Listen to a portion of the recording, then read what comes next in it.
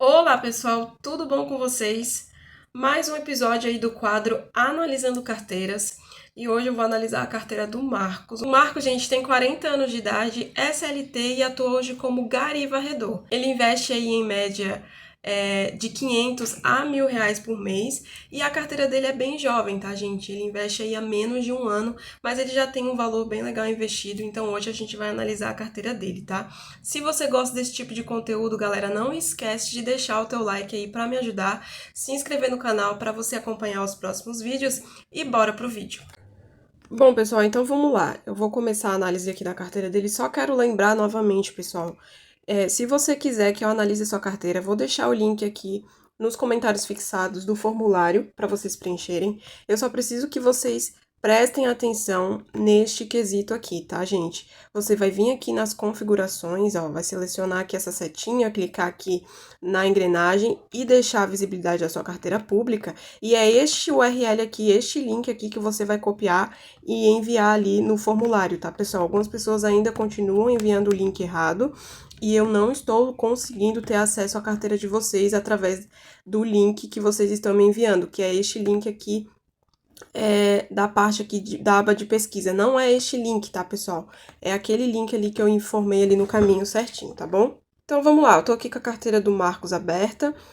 Só lembrando que o objetivo dele é renda passiva e aposentadoria, tá? Então ele tem como objetivo da carteira dele receber dividendos como renda passiva e também investindo a longo prazo para aposentadoria.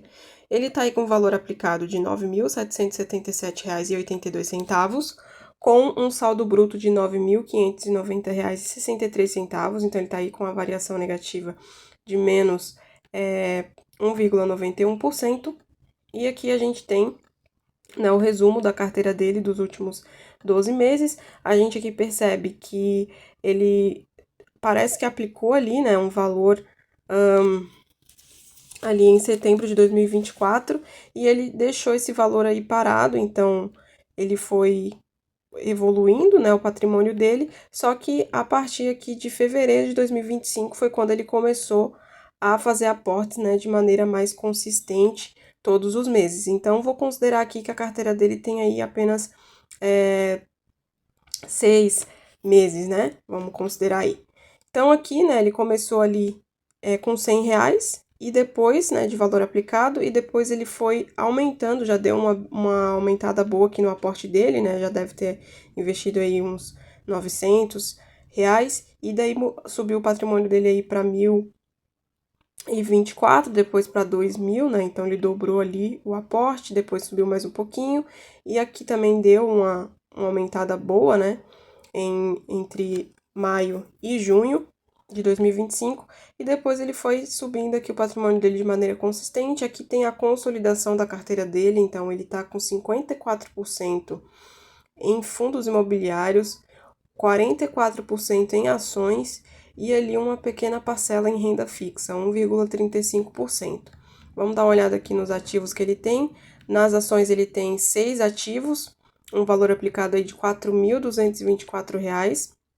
Então, ele tem BBAS3, Caixa Seguridade, BB Seguridade, CEMIG, Taesa 4 e FIC 3. Então, ele tem aqui bons preços médios, né? Gostei bastante dessa carteira de ações dele aqui, tá com a variaçãozinha negativa aí de menos 5,3%, mas ele fez aqui bons preços médios nessas ações, tá, gente? Obviamente que Caixa Seguridade, BBS3 estão aí com a variação negativa, mas em relação ao BBS3, por exemplo, ele não tá tão negativado assim. Então, gostei bastante da carteira de ações dele, eu acho que cumpre o propósito dele, que é de renda passiva e também para aposentadoria, né? São ações de setores bons, setores perenes, setores que dificilmente vão falir, né, digamos assim, então são ações relativamente seguras, né. Nos FIIs, ele tem 5 ativos, os FIIs aqui ele tem um valor de R$ 5.236, está com uma variaçãozinha positiva aí de 0,12%, então ele tem o KNSC11, GGRC11, GARI 11, XPLG 11 e KNCR 11. Também ótimos fundos, tá, pessoal? Com ótimas gestoras. Então, ele tem aí 3 fundos do setor de logística e 2 do setor de papel, né? Eu acho que poderia ter uma certa variação aqui em relação ao segmento, ao setor, né, dos fundos, porque ele já tem 3 de logística, então talvez colocar um de shopping, renda urbana também seria interessante para poder dar uma variada aí em relação aos setores, mas não tenho nada a falar também desses fundos, também a maioria deles eu tenho aqui na minha carteira, esses 3 principalmente, e gosto bastante tanto da gestão quanto do fundo, assim, eles são ótimos fundos, tá? Em relação ao preço médio dele, também acho que são bons preços médios, tá tendo aqui algumas oportunidades dele diminuir aqui o preço médio dele nos fundos do KNSC e do GGRC, e ele tá com a rentabilidade boa aqui também, né? Então, gosto bastante desses fundos aqui, não tenho nada para falar sobre eles, tá? De renda fixa, ele tem um LCI, né? LCI do Inter, mas o valor aplicado é de R$ 100. Tá aí com a variação bem positiva, né? De 29,98%. É o que a gente espera, né, pessoal, da renda fixa. Dando uma olhada aqui na parte de proventos, né, da carteira dele. Então, ele já começou ali em abril recebendo bastante, né? Recebendo aí R$ 8,24. Depois aumentou ali em maio para R$ 12,78, depois R$ 29,16, R$ 39,42. E aqui em agosto, olha que legal, ele já recebeu quase R$ 100 aí de dividendos, gente. E em setembro aí tá previsto para ele receber R$ 52. Então tá tendo uma rentabilidade ótima na carteira dele, né? Inclusive, vou aqui na parte dos gráficos para a gente dar uma olhada, né, na rentabilidade da carteira dele. Olha só, ele tá com a rentabilidade aí dos últimos 12 meses de 27,24,5%. Muito bom, batendo CDI, batendo IPCA. Então, assim, uma carteira pequena, digamos assim, né, um valor aplicado baixo, mas com a rentabilidade excelente, tá, pessoal? Aqui nessa parte eu gosto de olhar esse gráfico, a gente consegue ver a composição da carteira dele. Então, a gente consegue ver que a maior posição da carteira dele hoje é Banco do Brasil, seguido de KNSC, depois de GRC, Caixa Seguridade e GARI 11. Então, todos esses aqui, o XPLG também estão representando aí mais de 10% da carteira dele, né?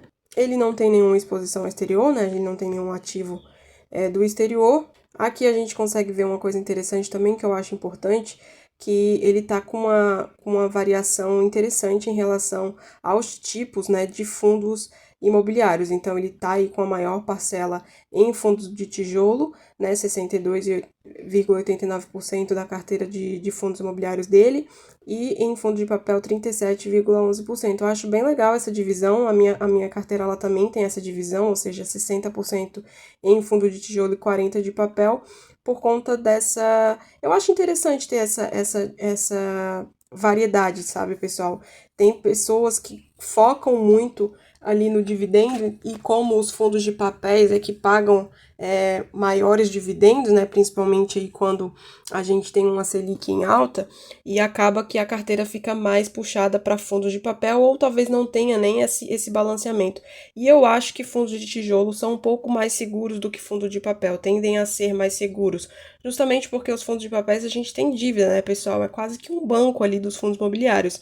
Então, se acontece alguma coisa, eles ficam inadimplentes, eles não têm muito para onde recorrer, né? Já os fundos de tijolo, se acontece alguma coisa, ele pode vender algum imóvel, enfim, eu acho que tem uma segurança maior aí no fundo de tijolo, por isso que eu coloco essa divisão na minha carteira. Se você deixar 50-50 também é bom. Eu acho legal ter essa variação, assim, esse balanceamento aí em relação aos tipos de fundos, tá? Então, aqui, como eu falei para vocês, ele tem a maior parte da carteira dele está no segmento de logística, né, seguido ali dos fundos de papéis, né, que seriam os títulos e valores imobiliários, e tem ali também um fundo híbrido, né. Aqui a composição dos fundos eu acredito que está bem balanceada, então ele tem 25% em KNSC, depois 25% também em GGRC e GARI 11, XPLG 11. Então é legal que tem esse balanceamento para não ficar pendendo muito para um tipo de fundo que muitas vezes pode ser um pouquinho mais arriscado, tá? Bom, pessoal, então é isso. Eu acho que a carteira dele tá ótima. Acho que a única consideração que eu faria aqui é em relação a esses percentuais aqui, tá, gente? Eu acho que a gente precisa, principalmente quem é investidor iniciante ou que talvez esse seja o único dinheiro que você tenha, né? Essa seja a sua única chance. Então você não tem dinheiro para perder. É importante que você consiga fazer uma diversificação maior na sua carteira. Muitas pessoas criticam, né, a minha carteira. Toda vez que eu posto vídeo de atualização da carteira, tem alguém falando que a minha carteira tá pulverizada, porque eu tenho pouco patrimônio e tá dividido em muitos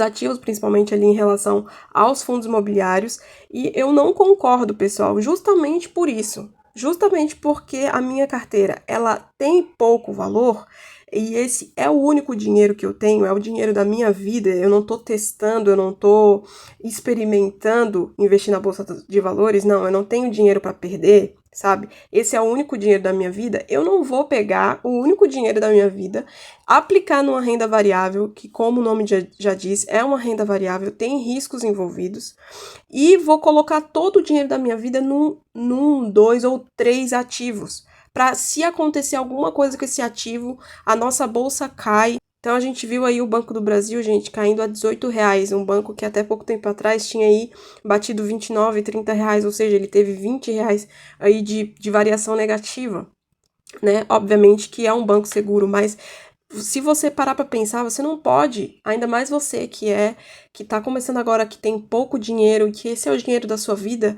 ficar colocando o seu único dinheiro em 1, 2 ou 3 ativos, gente. Porque se acontece alguma coisa com esse ativo, se ele cai, você tá ali perdendo o seu dinheiro. Você pode estar perdendo, né? Se você não vender, obviamente que você não vai perder, mas você pode estar perdendo. Então, para mim, representa um risco maior. Diversificar o meu patrimônio, colocar o meu dinheiro em tipos de ativos diferentes e em ativos diferentes, faz com que eu dilua o risco da minha carteira. Se eu tiver 2% no MXRF11, por exemplo, 2% do valor total que eu tenho aplicado no MXRF11 e acontece um BO com esse fundo, ele perde todo o dinheiro dele, digamos assim, ele fica inadimplente, a variação dele vai lá para baixo.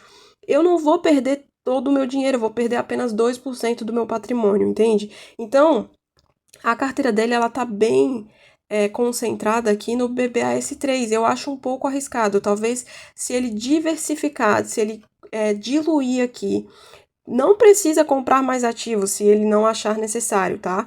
Mas se ele diluir aqui esse valor, começar a aplicar menos em Banco do Brasil e aplicar mais talvez aqui na Taesa, que só representa 3% da carteira dele, para ele poder diluir esse valor que ele tem aplicado, diluir o risco dele, eu acho que ele vai conseguir diminuir a variação negativa que ele tem na carteira dele, tá? E a mesma coisa em relação aos fundos imobiliários, ele tem uma divisão bem bacana, mas ainda a gente vê que tem um fundo aqui que representa só 6% da carteira dele, em contrapartida que o KNSC representa 13%. Então, tentar diversificar um pouco mais no sentido de diluir aqui, tá? Esse valor para que todos os ativos representem mais ou menos o mesmo percentual da carteira, tá bom? Eu acho que isso aí faz com que a gente dilua bastante o risco. Outra coisa, eu acho que para ele que tem um foco, né, a carteira dele, como ele mencionou no formulário, tem um foco em aposentadoria, seria interessante ele começar a se expor um pouco em tesouro direto. Eu acho importante, o tesouro direto são títulos aí bem seguros, né, de renda fixa e do que você está emprestando dinheiro para o governo, então o risco é muito baixo de você perder, e são títulos a longo prazo, para aposentadoria mesmo. Então, a gente hoje está com os valores bem interessantes, tá, gente? Aí na renda fixa, considerando o cenário aí do Brasil, que está bem arriscado de investir, então o prêmio está sendo bem maior. Então, acho que seria interessante ele começar a colocar aí pelo menos 10% da carteira dele, já que é uma carteira aí para aposentadoria, para renda fixa, tá, pessoal? E também eu indico que se exponha um pouquinho ao exterior também. Eu vejo que a carteira dele aqui tá toda no Brasil, né? Não tem nenhuma exposição ao exterior. Então, eu acho que seria interessante ele começar a colocar o patrimônio dele numa moeda forte, principalmente o dólar aí, que é uma moeda que a gente investe para segurança mesmo, apesar de não ser muito barata, mas nesse momento, inclusive, o dólar ele está num dos patamares mais baixos, né, que ele já esteve aí nos últimos anos, então seria interessante ele se expor um pouquinho aí ao exterior também. Então, pessoal, fazendo ali como no último vídeo, né, sugerindo aí um percentual para balancear melhor a carteira dele aí, considerando aí os objetivos que ele tem, que ficou bem claro para mim que ele gosta bastante aí de fundos imobiliários, de ações, então coloquei aqui uma sugestão de percentual que talvez faria mais sentido, né? Colocar aí 40% em fundos imobiliários, né? Já que ele gosta bastante aí de ter a renda passiva, os dividendos mensais, ações também, a maioria das ações dele também pagam dividendos, então coloquei aí 30%. E também coloquei aqui uma sugestão de percentual no exterior, começar a investir ali pelo menos 20% do patrimônio para ter uma segurança maior. E coloquei aí também tesouro direto, 10% da carteira dele em tesouro direto. Eu acho que para uma carteira que visa também aí a aposentadoria, é importante ter esse tipo de ativo, tá? Bom, pessoal, então é isso. Comenta aqui embaixo o que você achou, se você faria diferente, o que você faria diferente. Mas me deem, pessoal, justificativas plausíveis. Me deem aí argumentos plausíveis que embasem aí a sua maneira de pensar, por que você acha isso, tá? Por que você segue essa estratégia. É legal a gente trocar, mas é legal a gente trocar com fundamentos, né, pessoal? É legal a gente criticar, a gente pode criticar, vocês têm todo o direito de comentar sobre a minha carteira, mas comentem com fundamentos. Não comentem com base naquilo que vocês ouvem de outras pessoas, não fiquem repetindo as coisas. Ah, vi uma carteira que tem 10 fundos imobiliários, nossa, tá muito pulverizada. Vou deixar aqui na tela, gente, um Google básico que você dá aí. Dá um Google básico aí, você vai ver que o número ideal de ativos que você pode ter na sua carteira é até 15, entre 8 e 15 fundos imobiliários, para você ter uma diversificação legal e para você também ter uma diluição aí do seu risco, tá? Então é esse método que eu uso, é nisso que eu me baseio e eu quero saber de vocês que falam aí que a minha carteira tá pulverizada.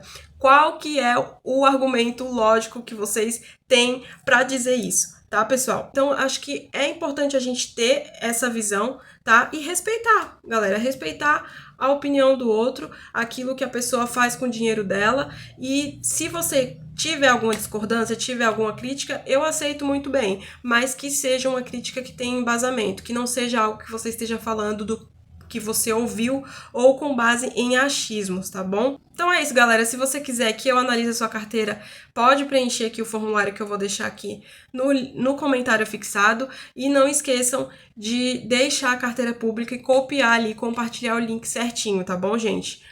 Um beijo e até o próximo vídeo. Tchau!